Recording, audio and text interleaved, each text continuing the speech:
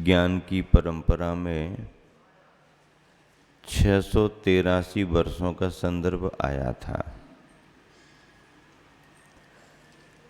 अपने यहाँ पर जो श्रुत ज्ञान की पूजा होती है, शास्त्रों की पूजा, ज्येष्ठ शुक्ला पंचमी की तिथि में, वो इसी श्रुत ज्ञान की परंपरा से जुड़ी हुई है। पहले सारा उपदेश मौखिक चलता था, ग्रंथों के रूप में शास्त्र नहीं लिखे गए थे। तीर्थंकर हैं, केवली हैं, रिद्धिधारी मुनि हैं, जिसको जो समाधान चाहिए मिल जाते थे। ग्रंथ की जरूरत नहीं, क्योंकि गुरु थे। जब ज्ञान छीन होने लगा, वो का ज्ञान बचा, और वह भी धरसेन स्वामी को ये चिंता हो गई कि अब हमारा ज्ञान हमारे पास जो है ये हमारे साथ ही चला जाएगा समाधि के समय। तो फिर इस ज्ञान की परंपरा समाप्त हो जाएगी। दो मुनियों को बुलाकर के फिर उन्होंने उपदेश दिया और उन्हें प्रेरित किया कि जो मैंने आपको पढ़ाया है, आपने सुना है, सीखा है, इसको आप ग्रंथ के रूप में लेखन कर देना तो ज्ञान सुरक्षित रह जाएगा। बड़ा उपकार था। आचार्य महाराज ने ग्रंथों का लेखन करा दिया। जब ग्रंथों का लेखन पूरा हो गया तो चतुर्विध संघ की उपस्थिति में पुष्पदंत भूतबली आचार्यों ने इन ग्रंथों की सबके सामने पूजा की। वो तिथि थी ज्येष्ठ शुक्ला पंचमी, और वह परंपरा आज भी चली आ रही है। तो ऐसे ज्ञान की परंपरा को हम और आप सबने प्राप्त किया है। भले अभी हमारे पास में ज्ञान बहुत कम है। एक तरफ समुद्र देख लो, इतना पानी है, और उसमें से एक अंजुरी भर पानी, एक बूंद पानी निकाल लो, इतना कम ज्ञान हमारे पास है। पर वह ज्ञान भी हमारी बुद्धि के लिए समुद्र के बराबर है, क्योंकि बुद्धि हमारी कम है। तो एक बूंद ज्ञान भी समुद्र के बराबर हमको दिखता है। श्रुत की इस परंपरा में केवली, श्रुत केवली, अंग और पूर्वधारी मुनियों का योगदान रहा है। द्वादशांग को जब हम विभाजित करते हैं तो 4 अनुयोगों की चर्चा आती है। आपके उसमें नोट है ना, कौन कौन से पॉइंट नोट है अनुयोग के बारे में? क्या लिखा आपने? अनुयोग 4 है। कौन कौन से? प्रथमानुयोग, करणानुयोग, चरणानुयोग, द्रव्यानुयोग। प्रथमानुयोग किसे कहते हैं? जिन ग्रंथों में शलाका पुरुषों के कथानकों का वर्णन होता है। शलाका पुरुष तीर्थंकर, चक्रवर्ती, नारायण, प्रतिनारायण, बलभद्र, अथवा और भी कामदेव आदि आदि महापुरुष सब मिला लो, तो जिन ग्रंथों में महापुरुषों का, शलाका पुरुषों का वर्णन होता है, उन ग्रंथों के लिए प्रथमानुयोग के ग्रंथ कहा जाता है। प्रथम अनुयोग, प्रारंभिक शुरुआत यहाँ से करें। क्यों? क्योंकि जब शलाका पुरुषों के जीवन का कथन आता है, महापुरुषों के जीवन का कथन आता है, तो उनके जीवन में भी पुण्य पाप को दर्शाया जाता है। उनके जीवन में भी भव भवांतर बताए जाते हैं। पुण्य के योग से ऐसा ऐसा हुआ, अशुभ कर्म आया तो पाप की वजह से उनको ऐसा ऐसा हुआ। ये सभी जो कथन हैं, 7 तत्वों का कथन भी प्रथमानुयोग में आता है। प्रथमानुयोग में केवल कथा कहानी रहते हैं ऐसा नहीं। कई लोगों ने ये धारणा बना ली है कि प्रथमान योग के ग्रंथों में तो कथा कहानियाँ रहते हैं, उनसे अपना क्या प्रयोजन, और दूसरों की कथा पढ़ो तो अपनों का कल्याण हुई है। अपन तो अपनी कथा पढ़ो, सो समय सार में बैठ जाओ।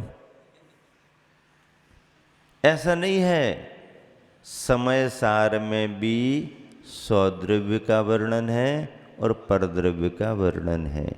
समय सार में भी हेय और उपादेय दोनों का वर्णन है।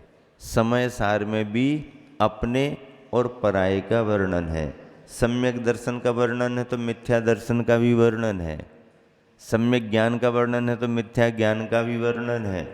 सम्यक चारित्र का वर्णन है तो मिथ्या चारित्र का भी वर्णन है। समय सार में, समय सार में केवल जगमगाती आत्मा को ही नहीं बताया, नरकों में भटकती हुई आत्मा को भी बताया है। द्रव्य का परिणमन जिस रूप में हो रहा है, होता है, उसकी व्याख्या समय सार में आई है। शुद्ध द्रव्य की परिणति क्या है, अशुद्ध द्रव्य की परिणति क्या है, कसाय से रहित जीव की परिणति कैसी है, कसाय सहित जीव की परिणति कैसी है, सब बताया है। जीव द्रव्य को इस रूप में कह दिया कि यद्यपि जीव अपने ज्ञान दर्शन स्वभावी है, लेकिन फिर भी कसायों की तीव्रता के कारण जीव कसायवान माना गया है। कसाय रहित जीव नहीं है संसार में। द्रव्य जैसा परिणमन करता है उसकी व्याख्या वैसी कर दी जाती है। स्वभाव की अपेक्षा से शुद्ध है क्या? स्वभाव की अपेक्षा से जीव शुद्ध है, लेकिन परिणमन की अपेक्षा से जीव शुद्ध है क्या? चार गतियों में भ्रमण कर रहा है तो जीव शुद्ध है क्या? चार गतियों में अशुद्ध जीव परिभ्रमण करता है, शुद्ध जीव काय को परिभ्रमण करेगा? तो फिर व्याख्या क्यों की गई? स्वभाव को दर्शाने के लिए, और अपने शुद्ध स्वभाव पर तुम श्रद्धान करो, मेरा असली स्वरूप क्या है ये ख्याल तुम्हारा जाए, इसलिए शुद्धता का वर्णन है। बाकी तो अभी चार गतियों में जो भ्रमण कर रहा है जी वो अशुद्ध है, अशुद्ध है। और एक बात बताऊं, द्रव्य शुद्ध के रूप में परिणमन करता है तो उसकी पर्याय शुद्ध निकलेगी, और नरक आदि की पर्याय यदि निकल रही हैं तो अभी द्रव्य अशुद्ध परिणमन कर रहा है। ऐसा कहीं नहीं होता कि द्रव्य अंदर का शुद्ध परिणमन करे और उसकी पर्याय अशुद्ध निकले। द्रव्य परिणमन में शुद्धता को लेके है, द्रव्य का शुद्ध परिणमन है तो उसकी पर्याय भी शुद्ध ही निकलेगी। पर्याय यदि नर नारक आदि रूप चार गतियों की तुम्हारी निकल रही है तो इसका मतलब पर्याय अशुद्ध निकल रही है, तो द्रव्य का परिणमन अभी अशुद्ध हो रहा है। ये मानना पड़ेगा, ये सिद्धांत है। ऐसे ग्रंथों को बोधि समाधि का भंडार कहा है। प्रथमान योग के ग्रंथ को क्या कहा? नोट कर लो, बोधि और समाधि का भंडार कहा। प्रथमान योग के ग्रंथ जो हैं वो बोधि समाधि के भंडार हैं, निधान हैं। बोधि किसे कहते हैं? रत्नत्रय की प्राप्ति को बोधि कहते हैं। समाधि किसे कहते हैं? रत्नत्रय के फल की प्राप्ति को समाधि कहते हैं। रत्नत्रय को बोधि और रत्नत्रय के फल को समाधि। बोधि समाधि निधानम, शमंत भद्र आचार्य महाराज ने कहा। अब ऐसे प्रथमान योग के ग्रंथों में भव भवांतर तो आते हैं। अब महावीर भगवान तीर्थंकर बने, भगवान बन गए, लेकिन भगवान बनने के पहले कहाँ कहाँ भटकते रहे ये भी तो पढ़ना पड़ेगा ना। नहीं, वो तो भगवान वाली कहानी सुनाओ, वो भटकने वाली कहानी मत सुनाओ। अरे भैया, भटकने वालों को पहले भटकने वाली कहानी तो समझाओ। जो भटक रहे हैं उनको भटकने वाली कहानी से जल्दी समझ में आएगा कि देखो हम ही नहीं भटक रहे, भगवान भी एक समय भटकते रहे, भगवान भी 4 गतियों में भ्रमण करते रहे और उन्हीं गतियों से निकल करके वो भगवान बने। ये भगवान जो अभी हैं ये कभी ऐसी कहानियां पढ़ना पड़ती हैं गृहस्थों के लिए। इन कहानियों से पुण्य पाप का फल समझ में आता है। फिर उन ग्रंथों में लास्ट में उपादेय तत्व का वर्णन होता, भैया जन्म हुआ, परिवार बना, कुटुंब बना, लड़े झगड़े, मरे मारे, ये किया वो किया, और फिर अंत में जाकर के जब वैराग्य आया तो उन्होंने दीक्षा ली, साधना की, कर्मों का क्षय किया, किसी ने स्वर्ग पाया, किसी ने मोक्ष पाया। परमार्थ में ले गए कि नहीं ले गए? हाँ, अंत में प्रथमानुयोग के ग्रंथों में महापुरुषों के कथानकों का उपसंहार परमार्थ से होता है। इसलिए प्रथमानुयोग के ग्रंथों को भी पढ़ना चाहिए। प्रथम पाठक के लिए, जिसको ज़्यादा विशेष बातें समझ में नहीं आती हैं, प्रथमानुयोग के ग्रंथ जल्दी पकड़ में आ जाते। अब लेकिन कुछ कुछ प्रथमानुयोग के ग्रंथ बहुत विस्तार को लेकर के भी हैं, बड़ा वर्णन है, व्यापक वर्णन है। प्रकृति का वर्णन यदि शुरू किया आचार्य महाराज ने तो 25-50 पेज प्रकृति के वर्णन में चले गए। अब युद्ध का संदर्भ आया तो 25-50 पेज युद्ध में चले गए। अब ये लड़ते झगड़ते 10 मिनट का समय निकाल करके आया था मंदिर में और पढ़ने बैठा तो वही लड़ने झगड़ने को और पढ़ता रहा। तो कहता भैया वही लड़ाई झगड़ा से बचे और ग्रंथ में भी लड़ाई झगड़ा मिल गया है। तो अब वो सोचता है थोड़ा सा जल्दी जल्दी शॉर्टकट मिल जाए। तो आप समय निकालो, ज़्यादा पढ़ो, रोज रोज पढ़ो तो सभी समझ में आएगा। अब प्रकृति का वर्णन है, महलों का वर्णन है, राजा रानियों का वर्णन, उनके वैभव का वर्णन है, तो 25-25, 50-50 पेज कहीं कहीं किन्हीं ग्रंथों में निकल जाते हैं, सभी ग्रंथों में नहीं निकलते हैं।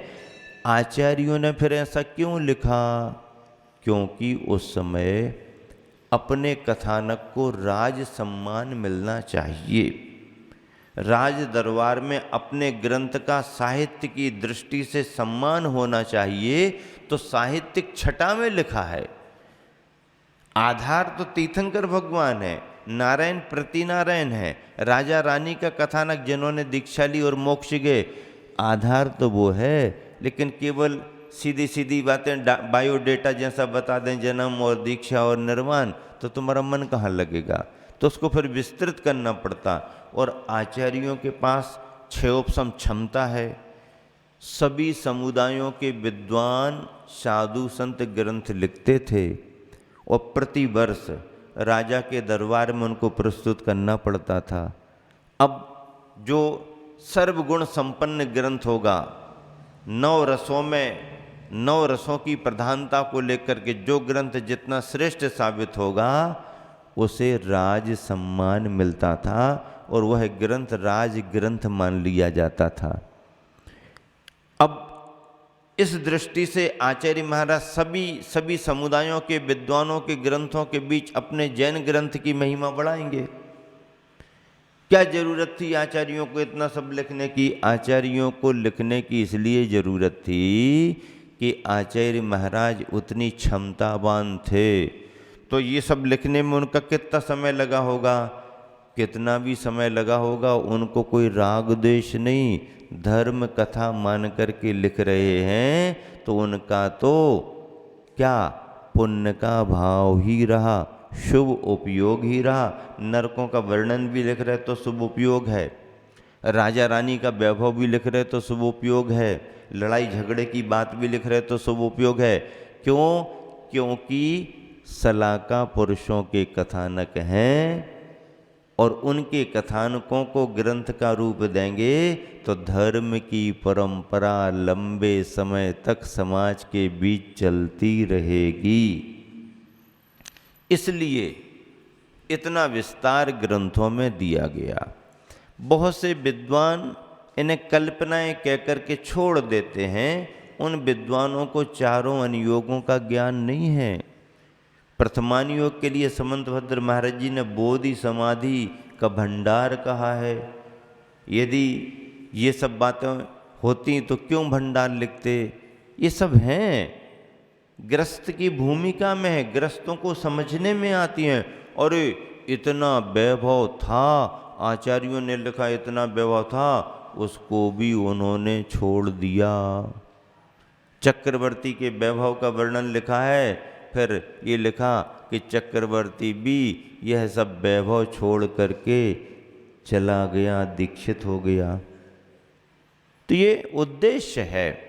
तो ऐसा प्रथमान योग, करणान योग, जिसमें जीव के परिणाम शुभ हैं अशुभ हैं आदि आदि परिणामों की चर्चा आती है, वो करणान योग के ग्रंथ माने जाते हैं। और गणती विषय भी लोक अलोक, कहाँ नरक है कहाँ मध्य लोक है, ये वर्णन भी उसमें आता है। चरणान योग के ग्रंथ किसे कहते हैं? जिन ग्रंथों में मुनियों की चर्या संबंधी चर्चा आती है, श्रावकों के श्रावकाचार का कथन भी चरणान योग के ग्रंथ माने जाते हैं।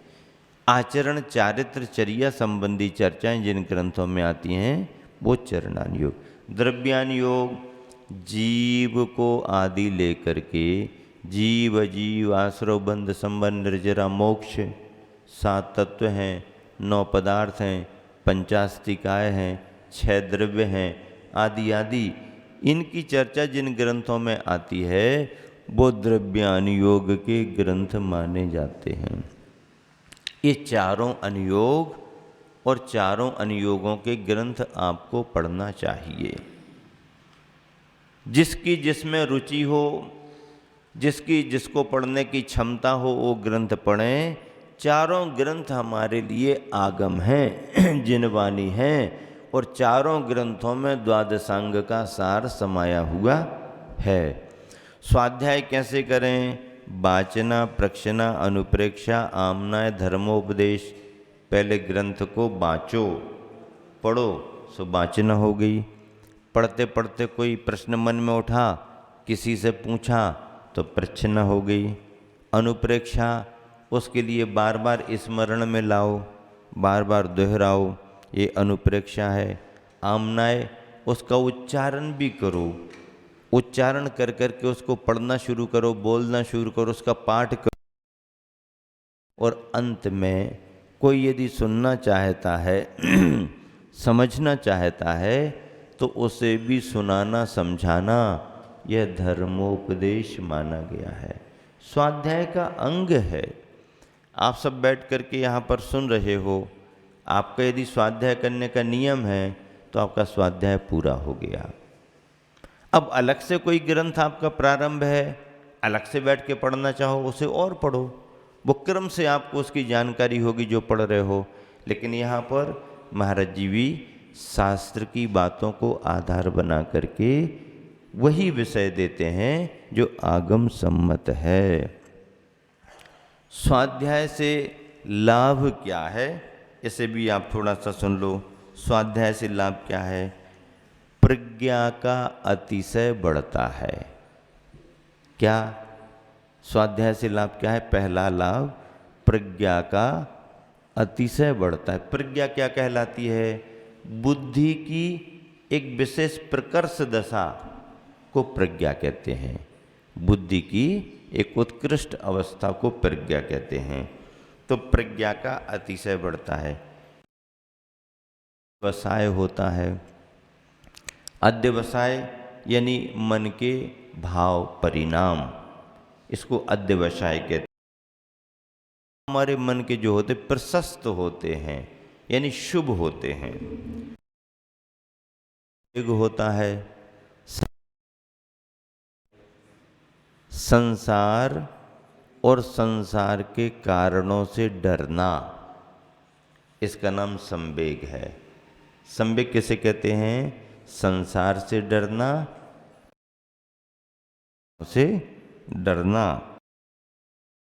है।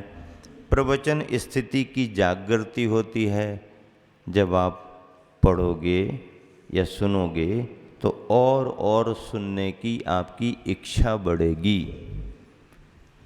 देखो, समझ में आने लगे तो रुचि बढ़ने लगती है, समझ में नहीं आए तो या तो आप बैठे रहोगे, बढ़ेगी, रुचि घटेगी। समझ में आने लगे तो रुचि, जो विषय अपन को समझ में आता है उसमें अपनी खूब रुचि रहती है। रहती कि नहीं रहती? खेल खिलाड़ी जो खेल पसंद करता है उसको कितनी रुचि रहती है। कोई मार्केट भाव शेयर बाजार से जुड़ा हुआ है, पेपर का वही पन्ना पहले पकड़ेगा, बिल्कुल आज क्या चल रहा है, क्या मार्केट है, क्या भाव है।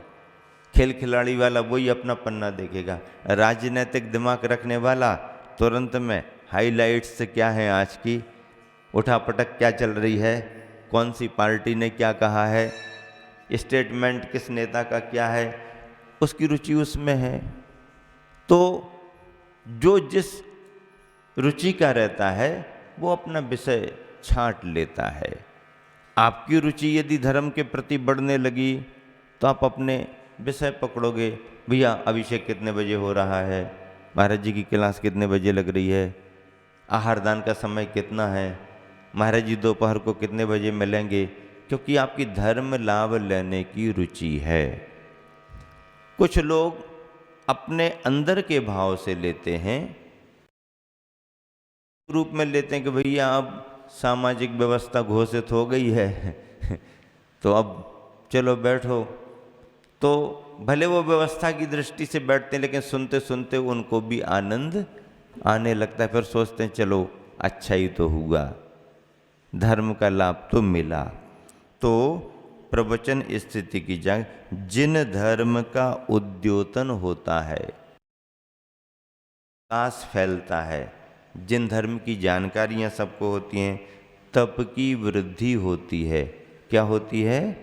तप की वृद्धि होती है। अपन जब स्वाध्याय करते हैं तो नियम संयम भी अपना बढ़ने लगता है। अतिचारों की विशुद्धि होती है। हम चर्या करते करते प्रमाद के कारण जो कमी कर जाते हैं उसका संशोधन होता है। संशोधन होता कि नहीं होता? संशोधन होता है। अतिचार, अतिक्रम, व्यतिक्रम, अतिचार, अनाचार, ये 4 शब्द आते हैं। तो अतिचार, अतिचार किसे कहते हैं? किनारे किनारे पर जो त्रुटि हुई उसको अतिचार कहते हैं। एकदम बीच में चले गए वो तो फिर अनाचार हो गया। अतिचार, थोड़ा सा दोष लग गया, रात्रि भोजन का त्याग है लेकिन अंदर अंदर घर में पता ही नहीं पड़ा, लाइटें जल रही थीं। अब लाइटें जल रही हैं तो कितना समय हो गया कुछ पता नहीं चला, और जब बाहर आए देखा अरे ये क्या है? ये प्रमाद के कारण दिया, अजानकारी में या लापरवाही में अतिचार है। अतिचार का संशोधन होता है, प्रायश्चित होता है। मान लीजिए कोई दोष लग गया तो फिर ये भाव न मत भाव कि अब दोष लग ही गया तो तोड़ दो नियम। नहीं, नियम तोड़ दोगे तो फिर तो और ही गलत हो गया। जो छोटा दोष लगा है उसमें सुधार करो और आगे से वैसा नहीं करो। अच्छा, जैनियों की रात कब होती है?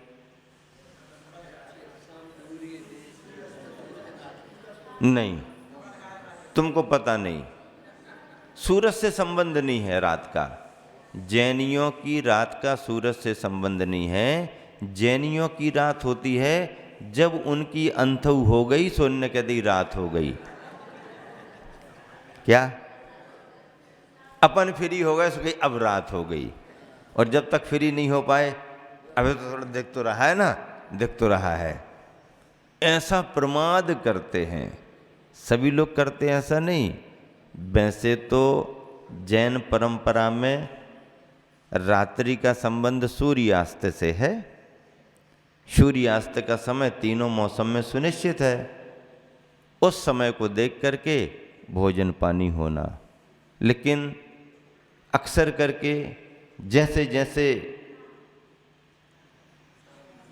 हाँ, सूर्यास्त तो पहले ही हो गया, जैसे जैसे अंधेरा आने का समय होता है वैसे वैसे जल्दी लाओ जल्दी लाओ जल्दी लाओ जल्दी लाओ। अब अंधेरा क्या करे? समय पर भोजन होना, सूर्यास्त के पहले भोजन होना बहुत अच्छी बात है। रात्रि भोजन का त्याग होना ही चाहिए। ये तो कुलाचार है, कुल की परंपरा है।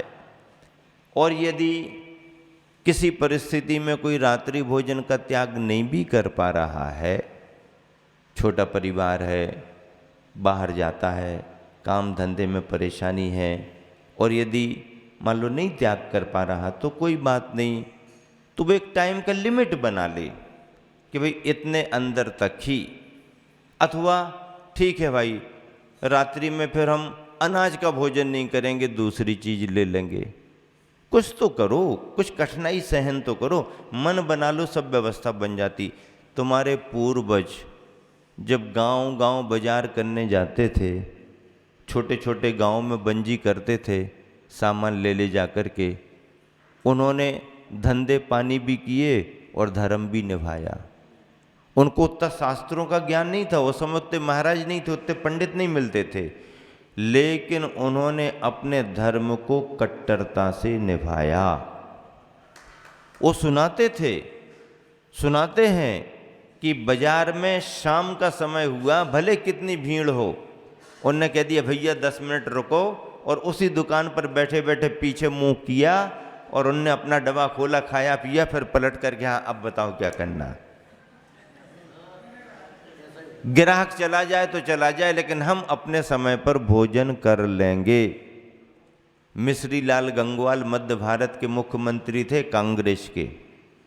मध्य भारत जब बना था, मध्य प्रदेश तो बाद में बना, मध्य भारत पहले था, तो मध्य भारत के मिश्री लाल गंगवाल दिगंबर जैन इंदौर के थे मुख्यमंत्री, कांग्रेसी बहुत बड़े नेता थे। उनका काफिला जा रहा था, कहीं उनको समय पर पहुंचना था, लेकिन शाम होने को हुई तो उन्होंने कहा भैया थोड़ा रुकना पड़ेगा। तो ऑफिसरों ने पूछा क्यों? बोले नहीं भाई, हमको तो भोजन करना है, हमारा समय हो रहा है। उन्होंने कहा वहाँ सब प्रतीक्षा कर रहे हैं, डिक्लेयर कार्यक्रम है और अपनी वजह से लेट हो रहे। तो उन्होंने कहा कि नहीं, मैं तो भोजन पहले करूँगा, बाद में जाऊँगा, वहाँ जाने के बाद तो भोजन होगा नहीं, और रात में मैं भोजन करता नहीं हूँ। तो किसी नेता ने व्यंग कर दिया कि ये तुम अपना धर्म घर में पाला करो, यहाँ पार्टी का काम चल रहा है। तो उन्होंने मालूम क्या कहा कि मैं जैन पहले हूँ, नेता बाद में हूँ। मैं जैन पहले हूँ, नेता बाद में हूँ, अभी इस्तीफा ले लो हमारा, मुझे मुख्यमंत्री बनने की कोई चाह नहीं। तो सब घबरा गए, बोले नहीं साहब आप भोजन करो, भोजन करो। उन्होंने भोजन किया और जितने थे उनको भी कराया, और बोले आप चलो, चलेंगे, बोलेंगे। तो कहने का मतलब पालने वाला ऐसा भी पाल सकता है। एक अच्छे सुधी श्रावक मिले थे, 7 बजे हो, 7 बजे के पहले पहले मंदिर में आकर के अभिषेक पूजन कर लेते थे तीनों मौसम में, और 7:30 बजे जाकर के भरपेट भोजन करते थे, और 8 बजे की बस से वो बाजार अपने कपड़े की गठान लेकर के चले जाते थे, दिन भर बाजार करते थे, और 4 साढ़े 4 बजे फिर बस में बैठ कर के आके घर पर शाम को फिर भोजन करते थे। करने वाला अभिषेक भी किया, पूजा भी की, और अब ऐसे ही थोड़ी चले जाएंगे। उतने बजे ही उनका पूरा भोजन तैयार हो जाता था। 8 के पहले पहले भरपेट भोजन, और अब ना बाजार में खाना ना पानी पीना, और 4-5 घंटे उनने अपना काम किया, और फिर अपने कपड़े समेटे, बस में रखे, वापस घर आ गए। धंधा पानी चल रहा, और मस्त थे, प्रसन्न थे। उनसे जब कभी कोई बात करता, कोई किसी की नौकरी थोड़ी है, कमाता हूँ बाद में खाता हूँ पहले क्या कहते हैं, कमाता हूँ बाद में खाता हूँ पहले। भूखे रह करके थोड़ी कमाऊंगा, भरपेट भोजन करके कमाऊंगा। पुण्य था, करने वाले ऐसा कर लेते हैं, और नहीं करने वाले ऐसे भी देखे, ऊपर घर है, नीचे दुकान है, 10 बार खबर आ गई, भोजन का समय हो गया, तो भी आलसी राम बैठे ही हैं अपने, और ऊपर जाकर के फिर रात में खाएंगे। दोष रखने वाले ऐसा भी करते हैं, प्रमादी हैं, पुण्य के लिए घटा रहे हैं। अरे कुछ पिछले भव का पुण्य था, जैन कुल मिल गया, मनुष्य पर्याय मिल गई, सद्बुद्धि मिल गई, सब कुछ अनुकूलताएं मिल गई, तो ये तो पिछला है तुम्हारा। अब अगले की क्या तैयारी है? डब्बा का नाश्ता खत्म होने वाला है, अब अगला नहीं बनाओ तो डब्बा फिर बजाओगे क्या? दे दाता के नाम तुझको अल्लाह है। अरे अपने डिब्बे का नाश्ता खत्म हो कि पहले बना के तैयार रखो, ये तैयारी है, तैयार रखो नाश्ता, कोई दिक्कत नहीं। खूब कमाओ, मेहनत करो, लेकिन धर्म को छोड़ो नहीं।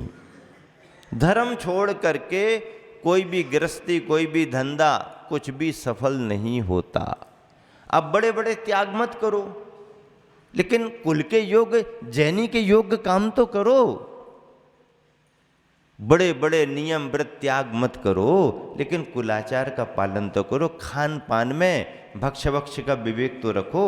अशुद्ध वस्तुओं का, बाजार में इतनी अशुद्ध सामग्रियां आ रही हैं कि यदि आपने विवेक नहीं रखा, सावधानी नहीं रखी, तो तुम्हारा रसोई घर शुद्ध नहीं बचेगा नहीं। ऊपर की पैकिंग, विज्ञापन देख करके तुम अच्छा मान करके लाओगे, और उसमें सब कुछ नॉन वेज मिला हुआ है, तुम खा रहे, तुम्हारे बच्चे खा रहे। इतना तो विवेक रखो कि रसोई घर अपवित्र ना हो जाए।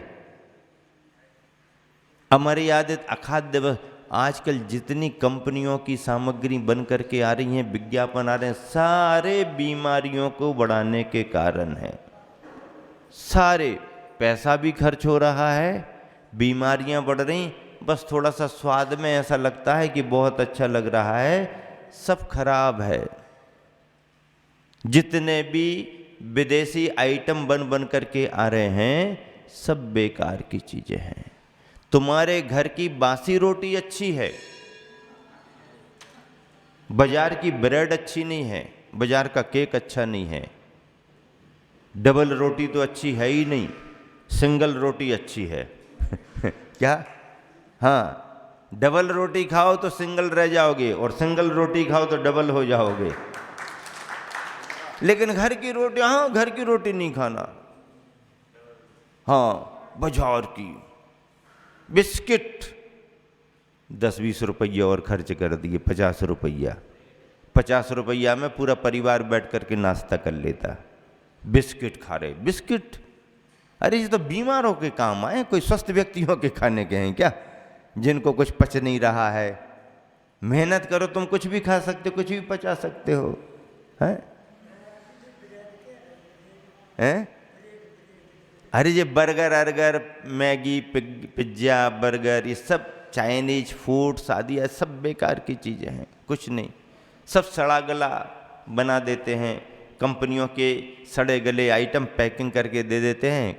अपने घर का अच्छा नहीं है तो कच्चा माल ले आओ और घर पर तैयार करो, कच्चा रॉ मटेरियल ले लो पक्का। लेकिन उनके जो पाउडर केमिकल आदि होते हैं वो अशुद्ध हैं, वो मत डालो।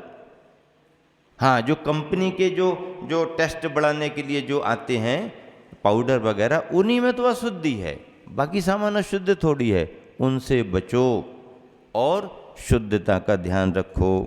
अतिचारों की विशुद्धि होती है, संशय का उच्छेद होता है, जो भ्रम होते हैं वो दूर हो जाते, मिथ्या मतों का खंडन होता है। इस प्रकार साक्षात व परंपरा से स्वाध्याय के अनेकों लाभ हैं। और देखो चारों अनुयोगों में क्या बात कही, पथिक को हिम्मत नहीं हारने देता प्रथमान योग। पथिक को, चलने वाले को, हम और आप चलने वाले हैं, पथिक को हिम्मत नहीं हारने देता प्रथमान योग। अपन थक जाते हैं, अरे भैया जीवन सब परेशानियों में निकल रहा, जब घबराहट होती है तो फिर अरे भाई हम ही क्या, तीर्थंकर भगवान को भी तो कितनी परेशानियां हुई, बड़े बड़े महापुरुषों ने भी तो कठिनाइयाँ झेली। हाँ, सीता, अंजना, मैना सुंदरी की कहानियाँ पढ़ लो और इनके सामने तो अपन को कोई परेशानी नहीं है, अपने आप धैर्य बन जाता। तो पथिक को हिम्मत नहीं हारने देता प्रथमान योग, दूसरों के दोष नहीं देखने देता करणान योग, जो जैसा करेगा वैसा फल पाएगा, हमें क्या लेना देना। प्रमादी नहीं होने देता चरणान योग, चरणान योग पढ़ोगे तो सावधानी रखोगे, जीव दया का भाव करोगे, हिंसा से बचोगे, अहिंसा का पालन, और श्रद्धा से डिगने नहीं देता द्रव्यान योग, अपने स्वरूप से डिगने नहीं देता द्रव्यान योग। पाप पुण्य का फल जानू मैं प्रथमान योग से, निज परिणाम समारू मैं करणान योग से, निर्मल चारित्र धारू मैं चरणान योग से, और निजात्मा को ध्याऊं मैं द्रव्यान योग से। चारों अनुयोगों का बड़ा महत्व है, और जब चारों अनुयोगों से स्वाध्याय करते हैं तब स्वाध्याय परमम तपः बनता है। ऐसा स्वाध्याय परम तप नहीं है। तप कब आता है? जब व्रतों को हम धारण करते हैं तो व्रतों के बाद में तप आते हैं। जिस व्यक्ति ने जीवन में व्रत धारण नहीं किए उसके लिए तप की भूमिका नहीं बन सकती है। तप उत्तर गुणों में आता है। तप का कथन कहाँ है? उत्तर गुणों में है, मूल गुणों में व्रत हैं। गृहस्थ के मूल गुण क्या है? गृहस्थ के मूल गुण 12 व्रत हैं। 5 अनुव्रतों का पालन करना, 3 गुण व्रतों का पालन करना, 4 शिक्षा व्रतों का पालन करना। ये 12 व्रत जो लेता है वह दूसरी प्रतिमा का धारी व्रती माना जाता है। व्रती, गृहस्थ का मूल धर्म व्रती बनना है। भले घर में रहो, परिवार के साथ रहो, व्यापार धंधा करो, खेती किसानी करो, बच्चों के शादी विवाह करो, कोई दिक्कत नहीं है। गृहस्थ कर सकता है, उसकी जवाबदारी है। आदिनाथ भगवान ने प्रजापाल बन करके उपदेश दिया। असी मसी कृषि वाणिज्य विद्या शिल्प सब उपदेश दिए। परिवार समाज की व्यवस्था उन्हीं ने बनाई। उनके पहले परिवार था ही नहीं, समाज थी ही नहीं। आदिनाथ ने राजा बन करके परिवार व्यवस्था बनाई, समाज व्यवस्था बनाई और आजीविका के उपाय बताए। तो गृहस्थ करे कोई दिक्कत नहीं, पर गृहस्थ इन सबको करते हुए भी व्रती बन सकता है। व्रती बन सकता है। घर में रह करके कितनी प्रतिमाएं तक पल सकती हैं? 10वीं प्रतिमा तक का पालन घर में रह करके कर सकता है। हाँ, आरंभ परिग्रह बाद में छूट जाएगा, लेकिन घर में रह सकता है। 10वीं प्रतिमा तक का पालन आरंभ त्याग करके, परिग्रह त्याग करके रह सकता है। 7वीं प्रतिमा तो खूब अच्छे से पल सकती है, व्यापार धंधा आदि करते हुए भी। दूसरी प्रतिमा तो पल ही सकती है, उसमें कोई संदेह ही नहीं है। अब स्वाध्याय बहुत हो जाए, जिंदगी स्वाध्याय करते करते निकल जाए और व्यक्ति व्रती भी ना बने, तो उसके स्वाध्याय पर प्रश्न चिन्ह तो लगता है। और फिर उसका वो स्वाध्याय परम तप नहीं होगा। क्यों नहीं होगा परम तप? क्योंकि उसने व्रतों को धारण नहीं किया। बिना व्रतों को धारण किए गया स्वाध्याय सामान्य स्वाध्याय रहेगा, धर्म का अध्ययन रहेगा, सामान्य स्वाध्याय रहेगा, परम तप के रूप में नहीं होगा। स्वाध्याय परम तप किसका बनेगा? जिसने व्रतों को धारण किया है, जो व्रती बना है, उसका स्वाध्याय परम तप बनेगा। इसलिए व्रती बनना चाहिए। केसली में व्रतियों की संख्या धीरे धीरे बढ़ रही है। खरबूजे को देख करके खरबूजे रंग बदल रहे हैं। बदल रहे कि नहीं बदल रहे हैं? बदल रहे हैं। खरबूजे को देखकर खरबूजे रंग बदलने लगे हैं। व्रतियों को देख करके गृहस्थ व्रती बनने लगे हैं। एक बार आचार्य ने कहा था, क्या कहा था? पिच्छी लेना बहुत बड़े सौभाग्य की बात है। दीक्षा ले ली, पिच्छीधारी हो गए, बहुत बड़ा सौभाग्य, पुण्य का योग है। तो पिच्छी लेना बहुत बड़े सौभाग्य की बात तो है ही, लेकिन यदि कोई पिच्छी ना भी ले पाए और पिच्छीधारी के पीछे पीछे लगा रहे तो भी बहुत बड़े सौभाग्य की बात है। पिच्छी वाले के पीछे पीछे लगे रहना भी बड़े सौभाग्य की बात है, तीव्र पुण्य का उदय है।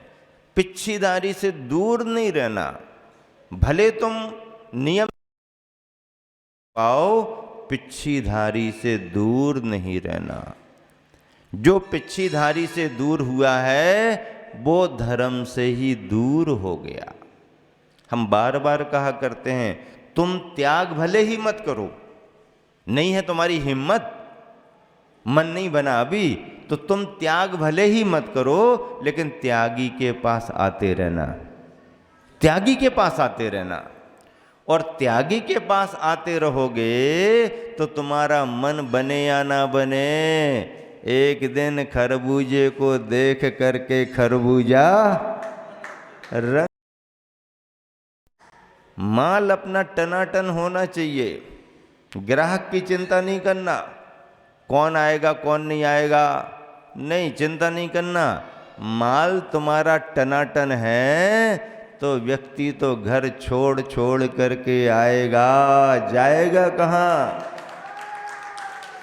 दुकान पर लिख देते हैं ना, हाँ एकमात्र स्थान एजेंसी हमारे पास है, चले जाओ बाजार में, लौट के यहीं आना पड़ेगा और कहीं नहीं मिलेगा, यहीं पर आपको मिलेगा और कहीं मिलने वाला नहीं। महावीर भगवान का माल कहाँ मिलेगा? कहाँ मिलेगा महावीर भगवान का माल? किसकी दुकान पर मिलेगा बताओ? महावीर भगवान के तत्व ज्ञान का माल किसकी दुकान पर मिलेगा? है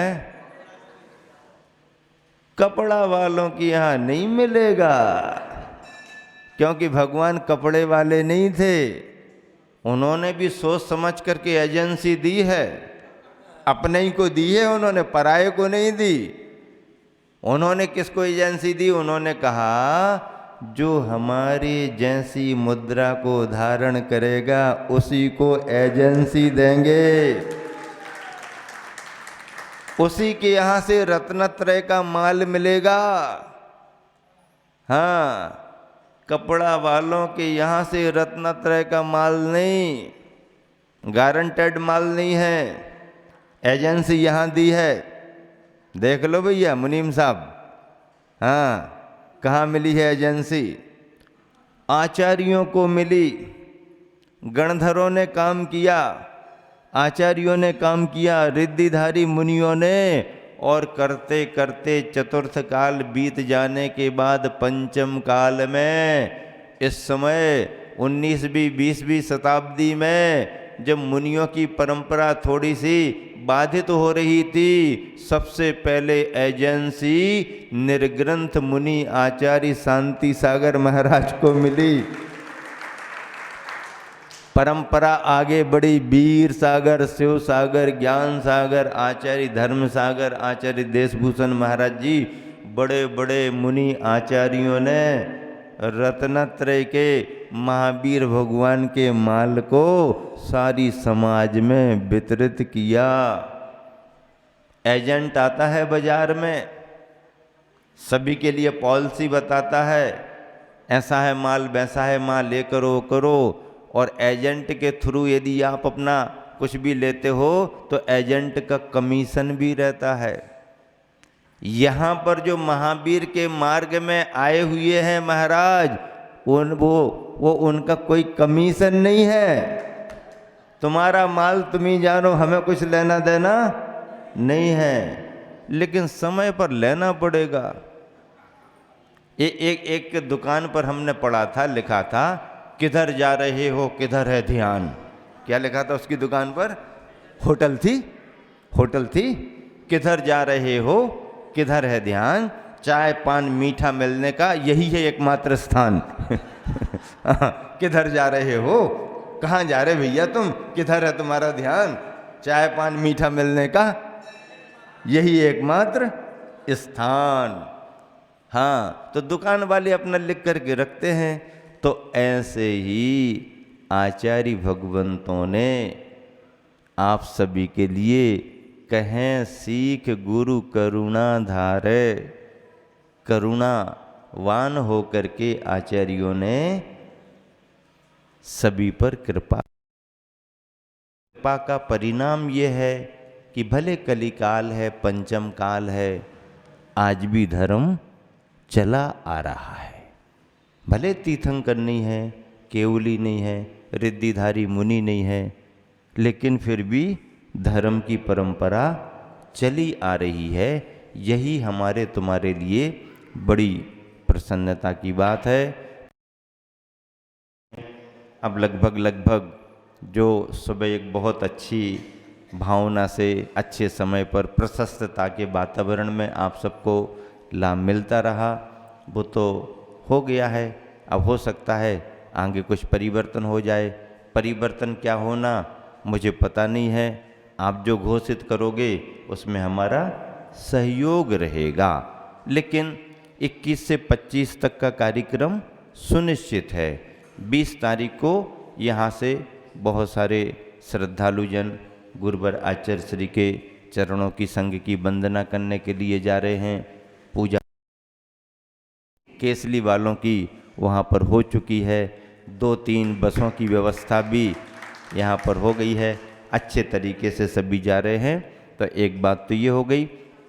दूसरी बात ये है कि जो भी कार्यक्रम है यहाँ पर ब्रह्मचारी विजय भैया जी हैं, उन्होंने जो भी कार्यक्रम सुनिश्चित किया है वो अपना घोषित करेंगे। इसके पहले आराध्य पंडित जी अनेर से अपन ने बुलाया था, आए।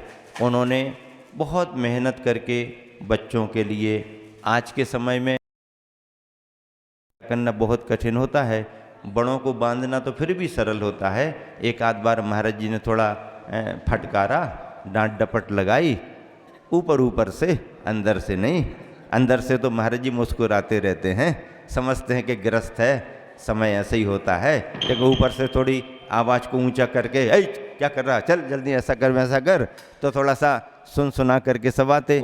इसके इतने फायदे हुए कि देखो आपने बहुत अच्छे तरीके से गर्मी के समय का उपयोग किया। उपसंहार में वेदी सलान्या संबंधी कार्यक्रम आपका सुनिश्चित है, उसका लाभ लेना है।